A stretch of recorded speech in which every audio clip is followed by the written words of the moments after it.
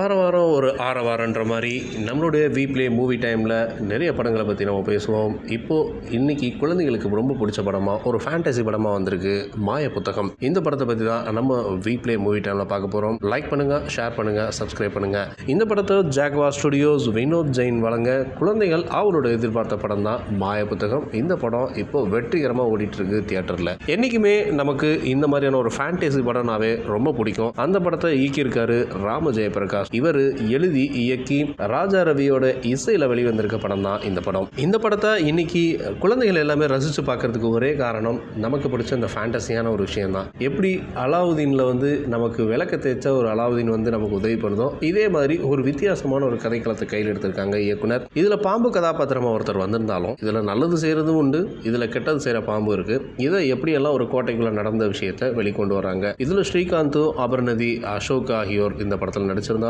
இந்த படத்தை வேற லெவலில் எடுத்துட்டு போயிருக்க கேரக்டர் அப்படின்னா அந்த பாம்பு பெண் தான். இந்த பாம்பு பெண்ணால என்ன நடக்குது, அந்த வீட்டுக்குள்ள இந்த கோட்டைக்குள்ளார என்ன நடக்குது, இதுல அந்த ஊர் மக்கள் பாதிக்கப்பட்டாங்களா இல்லையா அப்படின்றது தான் அங்க ஒரு விசித்திரமான கதையாக கொடுத்திருக்காரு. ஃபர்ஸ்ட் ஹாஃப்ல நிறைய விஷயங்கள் இருக்கு, குழந்தைகள்லாம் ரசிக்கிற மாதிரி சின்ன சின்ன விஷயங்கள் நடந்துட்டு இருந்தாலும் அந்த முதல் பகுதியில் ஒரு சீரியஸ்னஸ் ஆரம்பிக்குது. அதுக்கப்புறம் தான் ரெண்டாம் பகுதிக்கான விடையே தெரிய வருது. இந்த முதல் பகுதியில் நடந்த பிரச்சனைகள் எல்லாத்துக்குமே காரணம் இவர் தான் அப்படின்னு. அந்த இவர் யார் அப்படின்றது தான் இங்க ஒரு ட்விஸ்ட் அடிச்சிருக்காங்க. இதுல ஒவ்வொரு கதாபாத்திரத்தையும் தெளிவாக நகர்த்திருக்காரு இயக்குனர். இந்த கதையில மாயாஜால புத்தகத்தை ஒரு பாம்பு பத்தின தொடர்ச்சி கனவுகளாக தான் இந்த படத்தை எடுத்திருக்காங்க.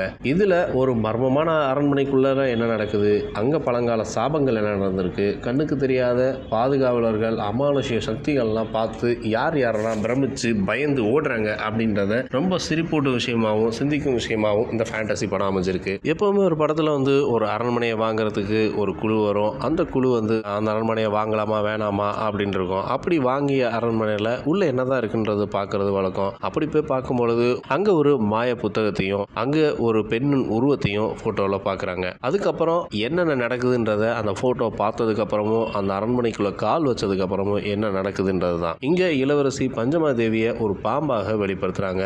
இந்த பழி வாங்கிறதுக்காக நூற்றாண்டுகளாக காத்திருப்பதாகவும் இந்த படத்தில் முதல் பாதி முழுவதும் அந்த அரண்மனைக்குள்ளற ஏதோ ஒரு விஷயம் இருக்கு, அதனால தான் போகாமல் இருக்காங்க. அந்த கிராம மக்களும் அந்த அரண்மனைக்குள்ள என்ன இருக்கு அப்படின்றத தெரிஞ்சுக்கிறதுக்குள்ள ரொம்பவும் ஆர்வமாக இருந்திருக்காங்க. இந்த நவீன கால சண்டை காட்சிகள்லாம் அப்போ இருக்கிற மாதிரியே இப்போ நேர்த்தியா பண்ணியிருக்காங்க. ஸ்டண்ட் கலைஞர்கள் எல்லாமே கேமராவும் செம்மையா பண்ணியிருக்காங்கன்னே சொல்லலாம். ஒவ்வொரு இடத்துலையும் இந்த மாதிரியான ஃபேண்டசி படம் நேர்த்தியாவே பண்ண மாதிரியான ஒரு ஃபீலிங் கொடுத்துருக்காங்க. குழந்தைகள் எல்லாமே பயங்கரமாக ரசிக்கக்கூடிய ஒரு படமா இந்த மாய புத்தகம் படம் இருக்குன்றதுல எந்த மாற்றமே கிடையாது. ஸோ கண்டிப்பாக இந்த படத்துக்கு ஒரு 10க்கு ஒரு 6.6 கொடுக்கலாம் தாராளமாக. நம்மளுடைய வீப்ளே லைக் பண்ணுங்கள், ஷேர் பண்ணுங்கள், சப்ஸ்கிரைப் பண்ணுங்கள்.